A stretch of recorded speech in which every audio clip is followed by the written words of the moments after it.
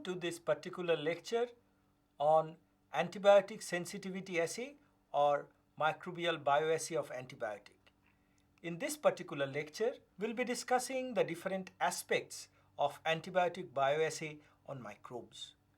Antibiotic, this term was coined by Selman Waksman in the year 1942, meaning that an organism preventing the growth of another organism through some secondary metabolite. Though it was much earlier, Fleming, who actually proved the phenomenon of antibiosis, meaning life against life. Sir, don't you think that the history of antibiotic is much more earlier? Yeah, absolutely right. The history of antibiotic can go up to 1877 when it was Robert Koch and Louis Pasteur who did a unique experiment where they showed the antagonistic effect between Bacillus and Bacillus anthracis. As seen here in the Petri plate, the colonies of Bacillus anthracis was prevented by these green colonies of Bacillus, and thereby this antibiosis was proved in 1877. And almost at the same time, it was in 1880, Paul Ehrlich, who actually showed that some chemotherapeutic agent can be used in the preventing the growth of the different pathogenic microbes. And it was the army man Tibeiro in the year 1895 who showed that certain green mold in the form of Penicillium having this mycelia and this conidia preventing the growth of bacterial organism. But this observation got actually matured with the discovery of Alexander Fleming, who accidentally discovered penicillin from Penicillium when it was in this particular Petri plate he observed that the colonies of the Penicillium notatum prevented the growth of bacteria, and thereby the discovery of penicillin started in the year 1928. Sir, this one is the original plate. Yeah, absolutely. This is the original plate from where this observation of Fleming led to the discovery of penicillin. And it was Paul Dumac who actually proved that there may be some sulfur compounds which can be used in the prevention of different bacteria, and they were called commonly the sulfonamides, and this compound discovered by Dumac is in the year 1932 is called the Prontosil. Sir, can you tell us about the uses of all those antibiotics? Yeah, antibiotic, as I already told you, is mostly used as a compound which will prevent the growth of different bacteria. So it is used as an antibacterial. Sometimes antibiotic can also be used in the form of antiprotozoal drug. Like the metronidazole, it is a chemical compound which is actually preventing the growth of protozoa by inhibiting the different action like the electron transport chain, like it will be forming some adduct with the different enzymes of the protozoa, or at the same time it will lead to the non-protein thiol depletion in the protozoa, and thereby it will prevent the growth of protozoa or any other parasitic protozoa. Some of the antibiotics can also inhibit the purine biosynthesis or DNA biosynthesis, and it includes the sulfamethoxazole, dapsone, trimethoprim, which will ultimately block the dihydrofolic acid or tetrahydrofolic acid biosynthesis, and thereby the purine biosynthesis is inhibited. Now, Sudeshna, why don't you explain the different parameters of antibiotic bioassay? Thank you. Parameters related to the quantification of enzyme activity. It includes chemotherapeutic index as well as antibiotic assay systems. It includes MIC, minimum inhibitory concentration, as well as MBC, minimum bactericidal concentration or minimum lethal concentration. In case of MIC, minimum inhibitory concentration, it is bacteriostatic, that minimum concentration to block the growth of the pathogen.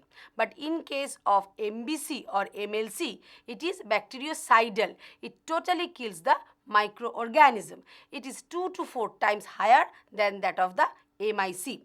It is found that in case of MIC, if it checks or blocks the growth of microorganism, then if the organism is transferred to the fresh medium without antibiotic, then again they will be able to grow till MBC is reached. Then after MBC, the microorganism is totally unable to grow. Perhaps that is the reason why half dose of antibiotic is more dangerous. Absolutely, sir. So we have to keep the proper dose of antibiotic all time. The assay system for antibiotic bioassay. It includes Kirby Bauer diffusion test. It includes Stokes method of diffusion. It includes Agar dilution method, as well as it includes E-test, epsilometer test. Kirby Bauer disc diffusion test. So wafers or discs containing antibiotics are placed over the agar plate containing one specific microorganism, and we can use different types of antibiotics here. Clear zone of inhibition against growth actually tells us about the effectivity and MIC of particular antibiotic against specific organism.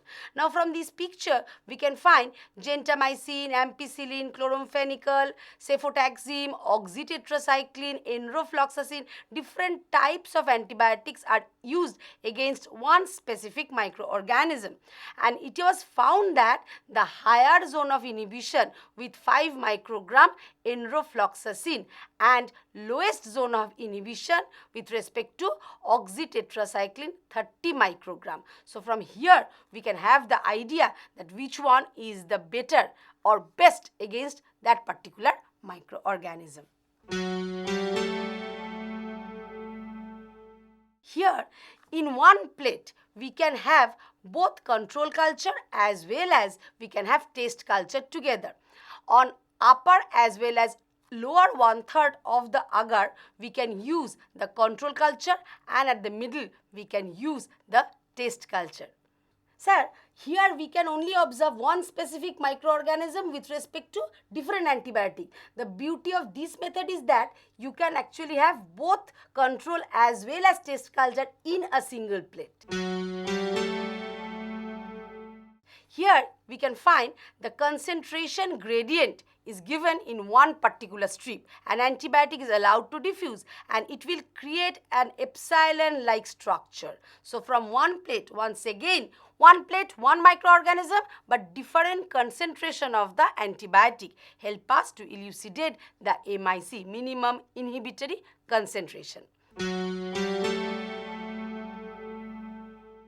In case of agar, we can use Muller-Hinton agar, and one specific microorganism like penicillin can be given against gram-positive one. So from here, we can observe in broth dilution method, different concentration of antibiotic is given and we can calculate the MIC. But in case of MIC, that will permit once again the growth in the fresh medium without antibiotic and help us to calculate or quantify the MBC. So considering all these different methods, don't you think epsilometer is the best method to have antibiotic bioassay? Yes, sir. Because in case of epsilometer test, in a strip, all gradient of the concentration of antibiotic is given with respect to one specific microorganism. And in case of other method, Stokes method, 2 organism with respect to 1 antibiotic. Right. Antibiotic must be targeted. They must be specific to its action. Antibiotic must be bacteriostatic as well. There will be so many routes for the administration of the antibiotic like intravenous, intramuscular or oral. It must have some good absorption capacity and it must be well distributed toward the target infectious site. It must have very high therapeutic index. That means high therapeutic value, low toxicity. It must not show any types of allergenic effect, as well as it have some other aspects with respect to the health condition.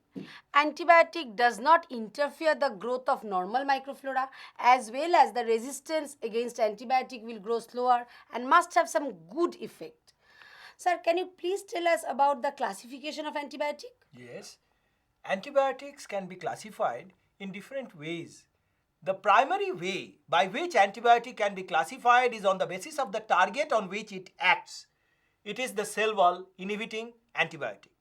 And this includes these beta-lactam antibiotics, which include the penicillin, cephalosporin, monobactam, and carbapenem. Primarily, they are all having this beta-lactam ring, and this penicillin will be inhibiting the cell wall biosynthesis or tetrapeptide linkage.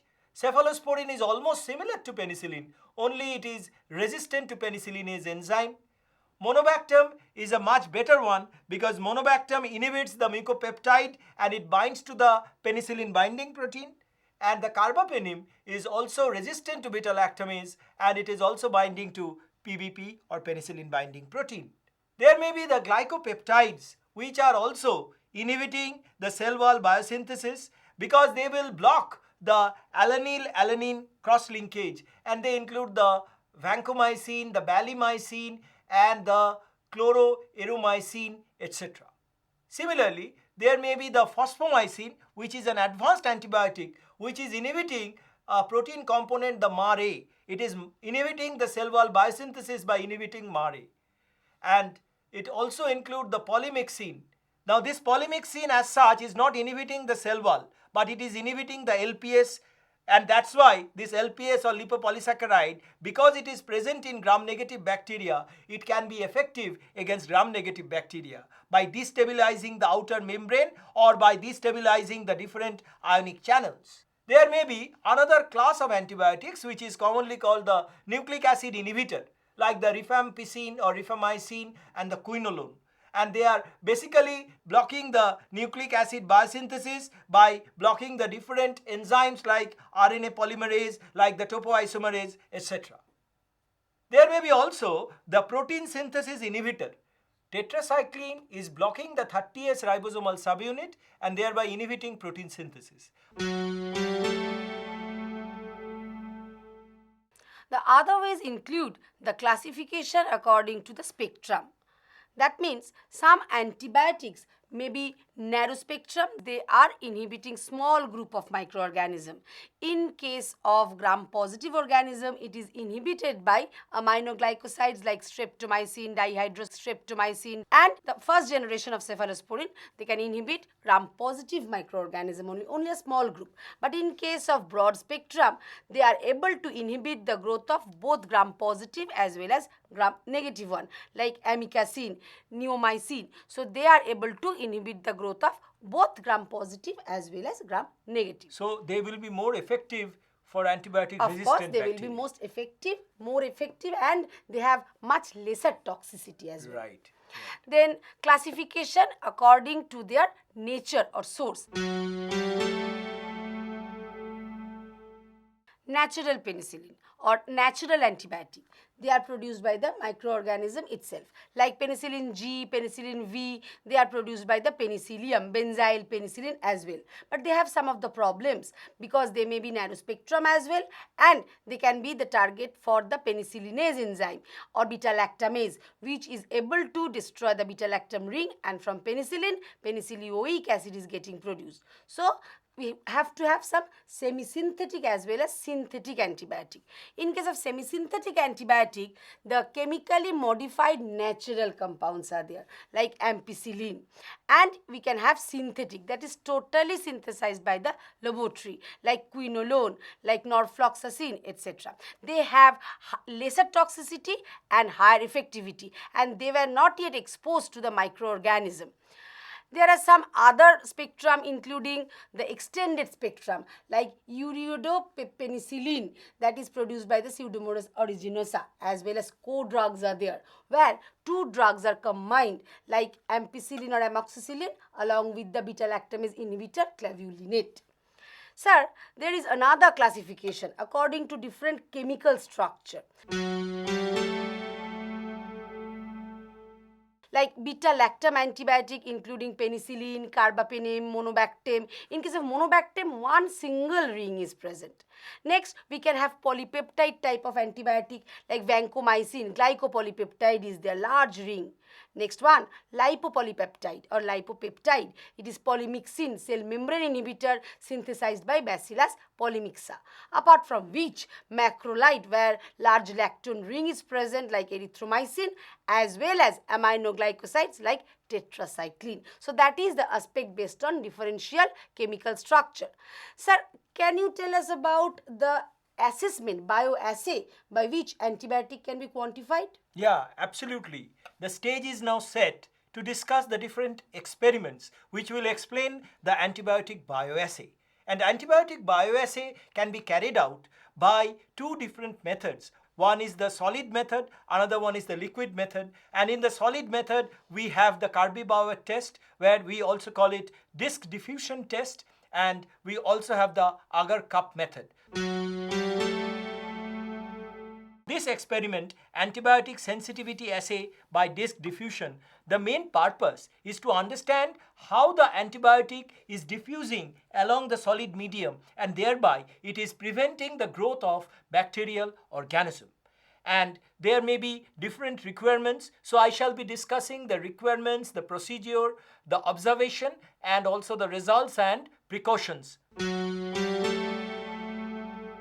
The requirements include the nutrient broth in 20 ml culture tube, a pour plate with different bacterial colonies, an inoculating loop, Muller-Hinton agar powder. It can either be manufactured or it can also be prepared taking the different composition. It will also include the Petri plate, the autoclave, a ruler, antibiotic discs belonging to different antibiotics like streptomycin, ampicillin, tetracycline, etc. The forceps and the spreader, 18 to 24-hour-old culture of bacteria, laminar hood, spirit lamp, incubator with shaker. The inoculum is prepared by diluting the sample to be tested. Usually 10 to the power minus 3 or minus 4 dilution is taken. A pour plate culture is prepared with the requisite sample. It is incubated overnight at 37 degrees centigrade in an incubator. The desired organism is touched with an inoculating needle and suspended in 2 ml nutrient bath in a culture tube which is sterilized. The suspension is also incubated in a shaker at 37 degrees centigrade overnight. The Muller-Hinton agar is prepared following the composition of beef infusion 300 gram, cas amino acid 17.5 gram, starch 1.5 gram, agar 17 gram, and distilled water 1 liter.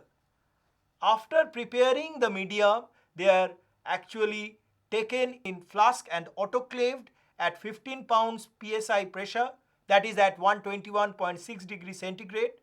They are dispensed in sterile Petri plate and solidified. The appropriate antimicrobial discs are placed on the agar using a forceps as shown here.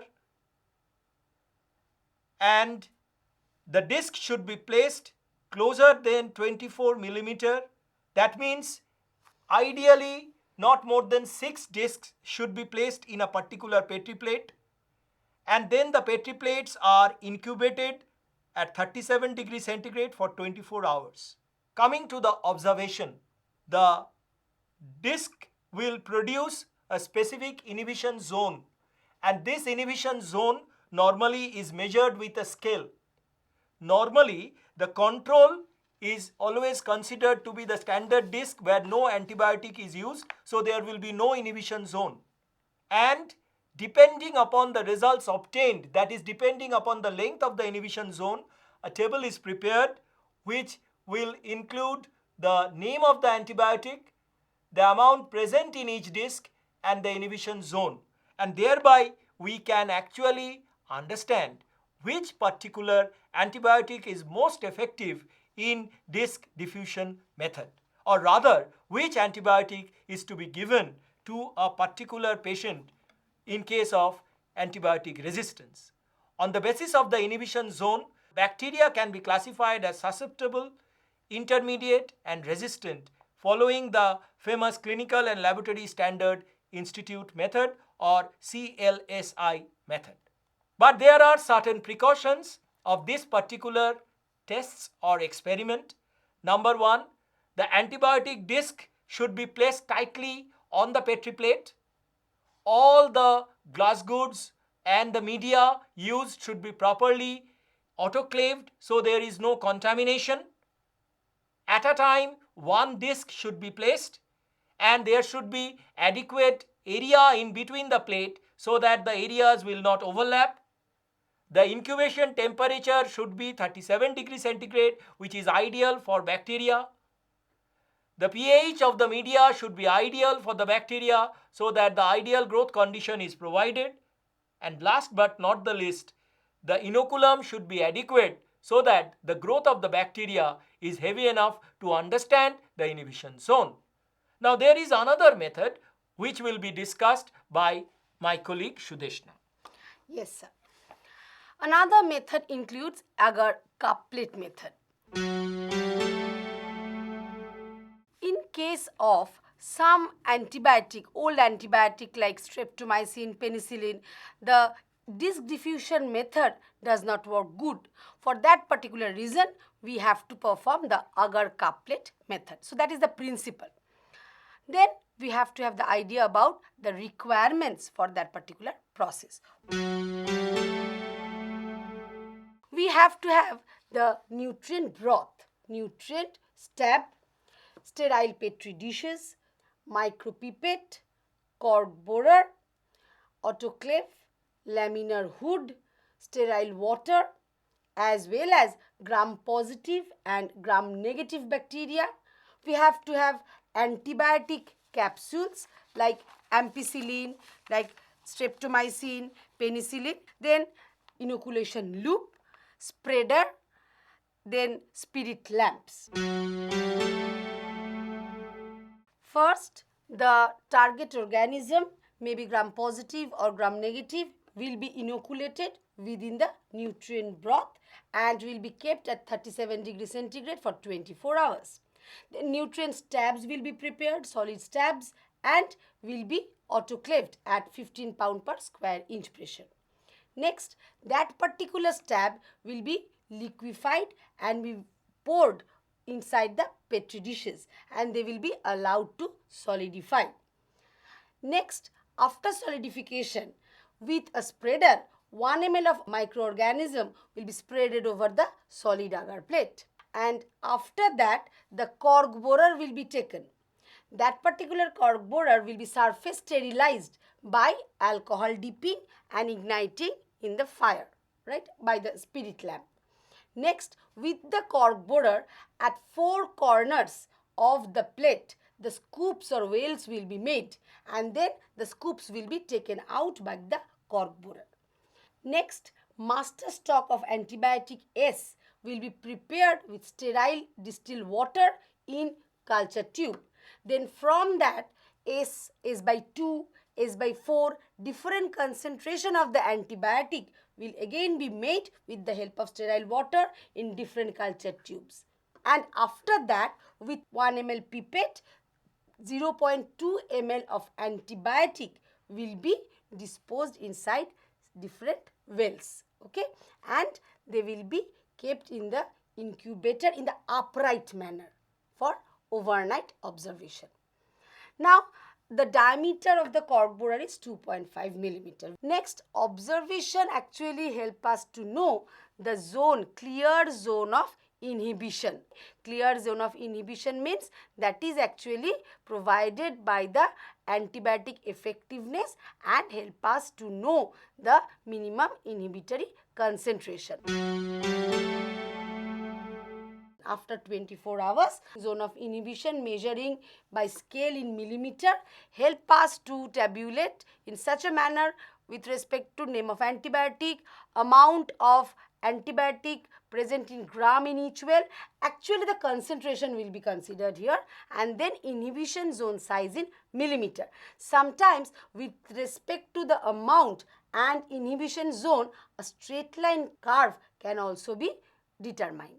So, From these observation, the inference can be drawn with respect to the effectiveness of a specific antibiotic and minimum inhibitory concentration against specific microorganism.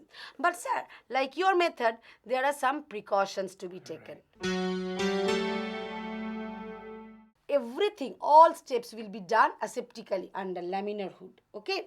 And not only that, when the cork borer will be surface sterilized by dipping in alcohol, then in fire, fire must be caught. So we have to keep in mind, we have to do it carefully. And in a single plate, more than 4 wells are not recommended to do. And in a single plate, single antibiotic and single specific microorganism is actually giving you the best result. So all of these precautions we have to adopt for this method, because this is very old method and only applicable for penicillin, streptomycin, etc. So, in this particular lecture, what we have discussed, we have started with the definition of antibiotic, we have discussed the history of antibiotic development, we have gone into the different aspects of classifying antibiotic, and most importantly, we have discussed the 2 different experiments of antibiotic sensitivity assay, that is by disk diffusion method or Kirby Bauer test, and also the Agar couplet method, and that will determine which particular antibiotic is effective against which particular organism. Thank you. Thank you.